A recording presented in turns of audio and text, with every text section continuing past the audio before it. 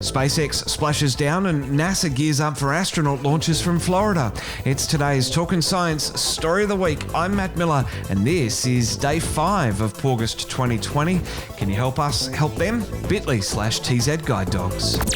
With the latest science and space news 5 days a week across Apple Podcasts, Spotify, Google Podcasts and YouTube. This is Talkin' Science with Dr. Brad Tucker and Matt Miller. And first up this week, Brad, SpaceX has successfully splashed down.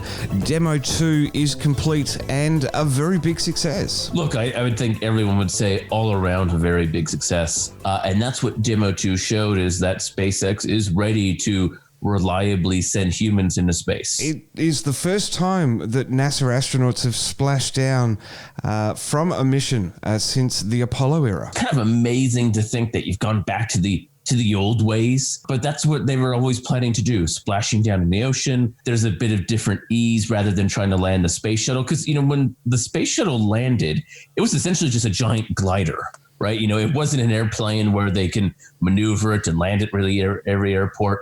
It came down and they glided to the Earth. Now, there's good reasons why that worked and good reasons why they did that, but that's not the easiest thing to do. And it limits your options. Where here, they had 7 potential landing sites in the ocean. Boats were ready. In fact, there's a great photo online taken from the space station, actually, as it passed overhead, where you see Splashdown and you see this huge amount of boats racing to the location to greet the astronauts. So it's definitely a reliable way.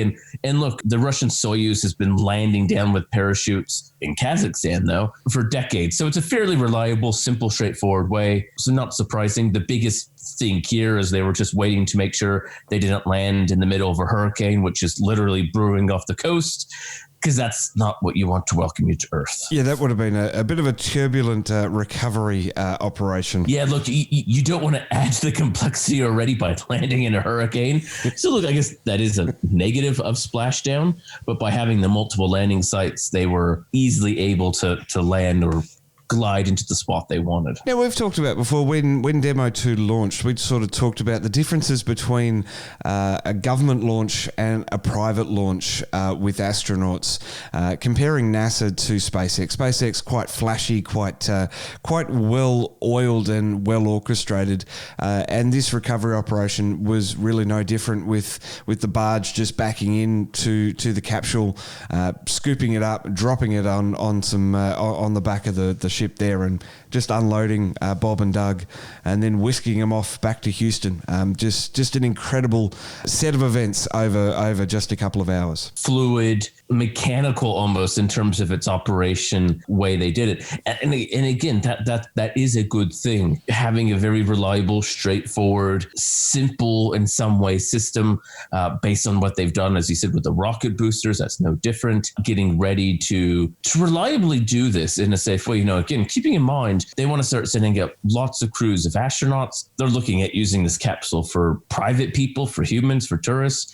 So all these little things have to be simple and effective, but also flexible in a way if they need to change the plans last minute, or different landing sites, or who knows. So it's good how it's progressing. And I think, as we talked about when Crew Dragon took off, isn't just a vote of confidence for SpaceX, but just for private companies as a whole, that this can work, they can do it. These thought process, these methods are reliable, and private companies are ready to reliably, regularly send humans into space. And NASA's pretty keen. They've already scheduled the first 2. Crew 1 is going to be carrying Michael Hopkins, Victor Glover and Shannon Walker, as well as a Japanese astronaut, to the space station for about a 6-month stay. So it's already kicking off. It's happening. Demo 2 really was just the icing on the cake. Yeah, as you said, they've already planned what those next missions will look like, and just being reliable in terms of sending people into space. It's not going to be a test flight. It will be just a regular mission that goes up just like the Soyuz. And as you said here, because they're an American rocket, obviously they can take Russians, but the Russians are still going to keep going on the Soyuz, which means ultimately you have more people who can go to the space station, and therefore it actually benefits other countries directly. That's not something that has been immediately obvious. The whole, messaging has been about U.S. resuming capabilities of launching American astronauts, which is completely true. But because there's just more seats, that means all of these other countries who'd like to send up astronauts, they don't have to kind of wait longer. Usually you at least always send up an American and a Russian, and they've kind of been rotating where they do, 2 Americans and a Russian, 2 Russians and American, and then 1 of each and a third country. Well, here you can get those other countries again, like Japan, Europe, England, potentially in the future, Australia, getting those astronauts into space and getting quite a good range of countries benefiting from this product. And just lastly on this one, Brad, nice bit of symmetry. NASA's already staffing Crew 2, the second mission, and Bob Behnken's wife, Megan MacArthur, will be commanding that mission and also travelling in the Endeavour capsule, the same one as Bob has just returned on. That's right. They're keeping it all in the family, so to speak.